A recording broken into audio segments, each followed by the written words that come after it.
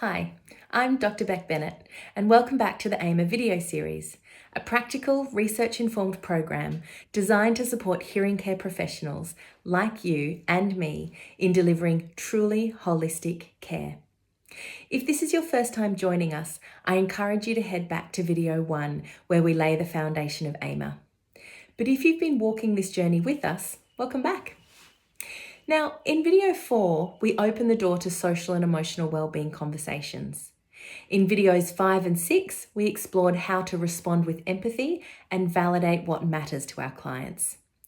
And now, here, in video 7, we take the next step. We inform. Inform is the second step in the AIMER framework. It's not about solving the problem. That comes later, in the third step, manage. This step is about empowering the client with information. It's about helping them make sense of what they're experiencing, socially, emotionally, and mentally, as part of their hearing loss journey. Why? Well, because knowledge gives clients context, language, and relief. It validates what they're feeling, and it can help them shift out of survival thought patterns and into positive coping thought patterns, like, I'm not the only one going through this. Or, there's a reason I feel this way. It's okay, and I'm going to get through this. And that's where change begins, with feeling seen, understood, and informed. Now, some clinicians do this instinctively. They naturally link a client's emotional struggle to the impacts of hearing loss, using everyday language and just the right amount of information. But many of us, even highly skilled professionals, can feel unsure about how to approach this topic. We ask ourselves, how much should I say? Will I open something I can't contain? Is this even my role?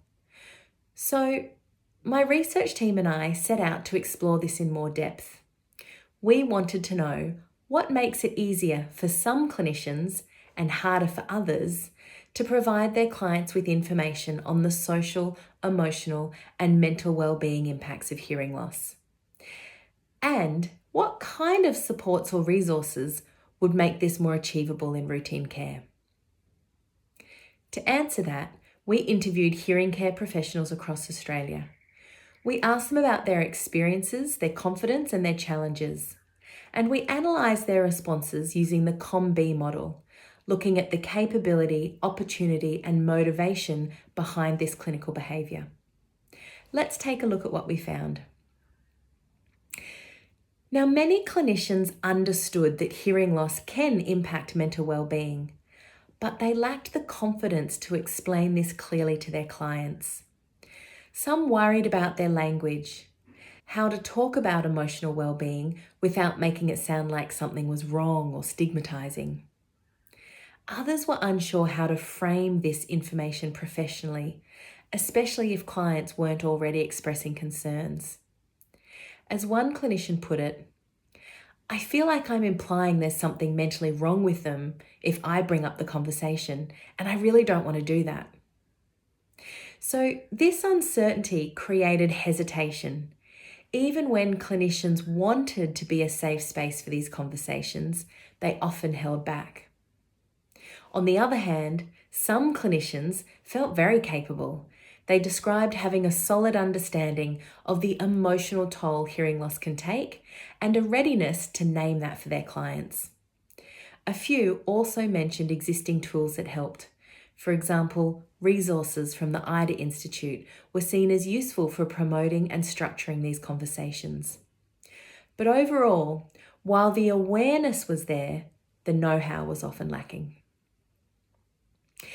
When it came to opportunity, two key barriers stood out: time and client openness.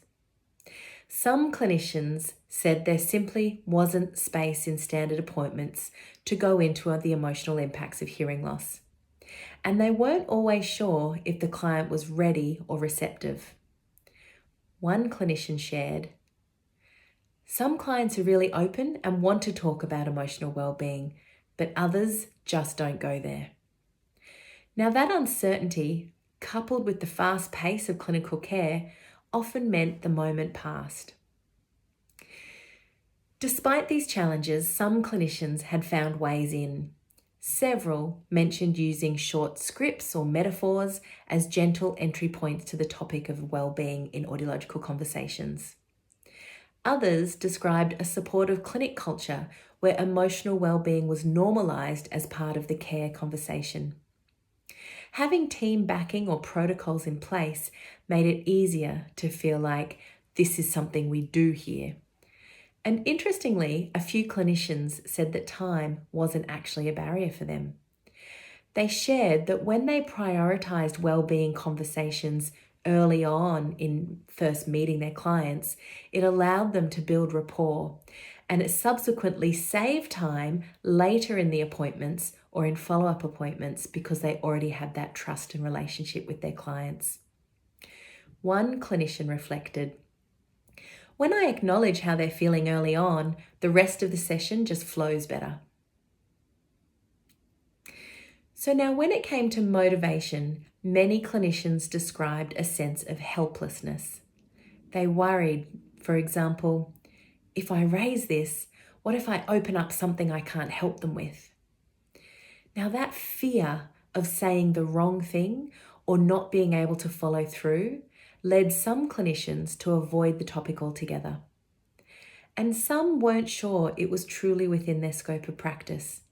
They questioned whether well-being conversations were better left to psychologists. And yet, others spoke with a real passion. These clinicians believed that acknowledging a client's emotional experience wasn't just appropriate, it was essential to effective hearing care. They described how clients became more engaged and less defensive when their feelings were validated and understood. Some clinicians felt comfortable referring to psychological support when indicated, and others simply wanted more tools to help them do this well. As one clinician put it, "I'm happy to talk about mental well-being, I just need a better way to say it." So, what did clinicians call for? Well, they asked for practical resources, client-friendly information sheets, videos, flashcards, and referral tools. They asked for training on what to say, how to say it, and how to refer. And they asked for system supports, protocols, and team encouragement. Because here's the thing, most clinicians want to help. They care deeply about their clients, but they often feel under-equipped, under-resourced, or unsure about how to have these well-being conversations. They just need the right support. And that's exactly why we developed this AIMER program, to help clinicians like you and me access the training, the tools, the language we need to level up our practice and truly deliver holistic hearing care. To support clinicians in overcoming the barriers to step 2, inform, we created a suite of practical, real-world tools you can use in your clinic. You've already seen some of them in the earlier videos. The client priming video, something you can send to clients before their first appointment. It helps educate them that hearing loss can impact well-being, validates their experience, and gently primes the client that their clinician may talk about this during the session. We also talked about the Common Feelings tool, a great conversation starter. It can help you get a sense of where the client is at emotionally and maybe even where their significant other is at too. And then we also talked about the flashcards. These help clinicians develop language for empathetic responding and emotional validation in the moment. Together, these tools help us start the conversation and support the client in making sense of their emotional experience. But today, I have 2 additional tools I'd like to introduce you to. Let's start with a tool that's simple but surprisingly powerful. It's called the Feeling Wheel, and it was developed by psychologist Dr. Gloria Wilcox to help people identify and express their emotions more clearly. At its center are 6 core emotions: mad, sad, scared, joyful, powerful, and peaceful. Around those, the wheel expands to more nuanced feelings, helping us move from a vague sense of "I'm just sad," to something far more precise, like, "I'm feeling discouraged, excluded, I feel worthless." And just as powerfully, it can help us see what the antonym, or maybe even the antidote, might be. Actually, I want to feel hopeful. I want to feel connected. So how might we use this idea in clinical practice? Well, let's say a client tells you they're feeling discouraged. Maybe they've had a tough week at work, struggling to keep up in meetings, or they're just not finding hearing aids as easy as they'd hoped. You might pause and gently reflect. That sounds really discouraging. You've been trying and it still feels hard. And then you might ask, if discouraged is where you're at, what would feeling encouraged look like? Or what would help you feel just a little more hopeful? This simple question does two things. One, it validates where they are right now, and it invites them to consider where they'd like to be, without pressure or fixing. It plants a seed for goal setting, not just around technology, but around emotional well-being too. You could even bring out the feeling wheel in session. Ask the client to name a word from the wheel that resonates with how they've been feeling. Then invite them to look across the circle and explore, is there a feeling here that you'd like to move towards? This isn't about toxic positivity or trying to flip their emotion. It's about helping the client to see a path forward. That connection might be the antidote to exclusion. That calm might soften the sting of overwhelm. And that self-acceptance might ease the weight of embarrassment. It's subtle, but it can be very powerful. Because when we can name both where we are and where we want to be, we're no longer stuck, we're in motion. So we've talked about how important it is to help clients name and understand their emotions. But once the conversation started, what comes next? How do we anchor that moment and make sure the client walks away with something they can hold on to, revisit, and even share? That's where our new client information sheets come in.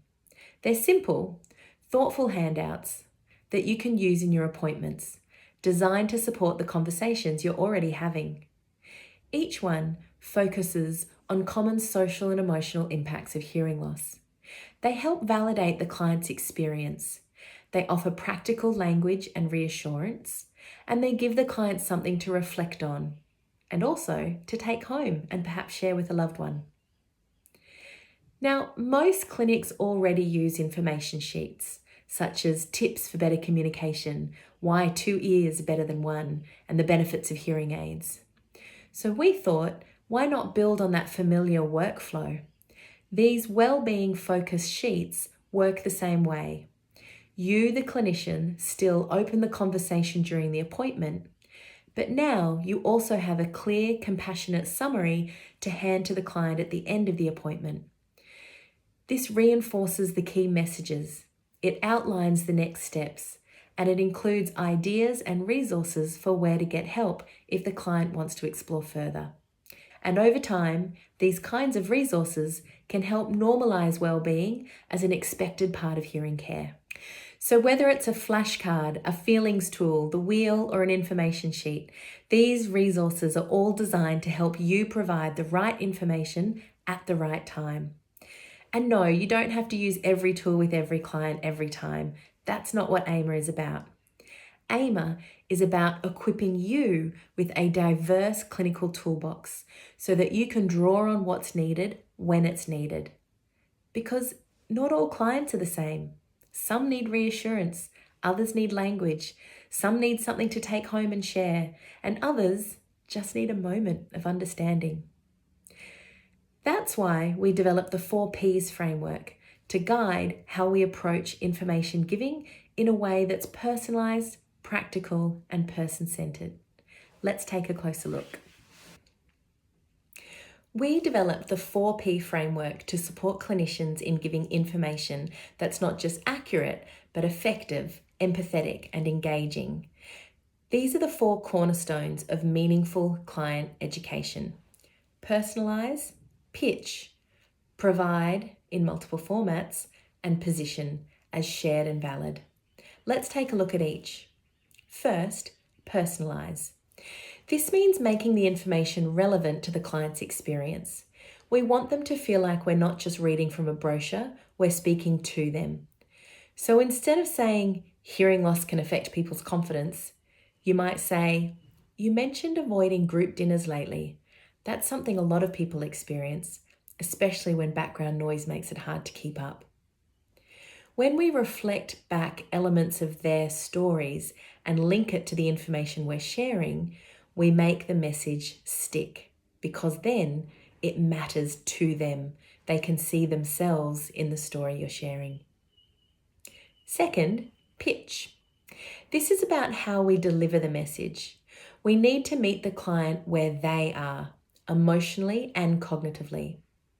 So we need to use plain language, avoid technical terms, break ideas into bite-sized, digestible points, and then check in often. You might say, that's a lot. How's that landing for you so far? Or, would you like me to explain that another way? It's not about dumbing it down, it's about making it accessible. Because when we use words that feel human, we build trust. Third, provide in multiple formats. Look, we all forget things, and clients are no different. In fact, research shows that people recall only about 25% of what is said in medical appointments. And that's why it's so important to supplement the conversation with something they can take away. This could be a printed handout, a short video, a link to a website to visit later, or a simple summary of key points. These formats give clients space to digest, reflect, and share what they've learned with others in their life. And finally, number 4, position the information as shared and valid. So this is about creating a safe, non-judgmental space.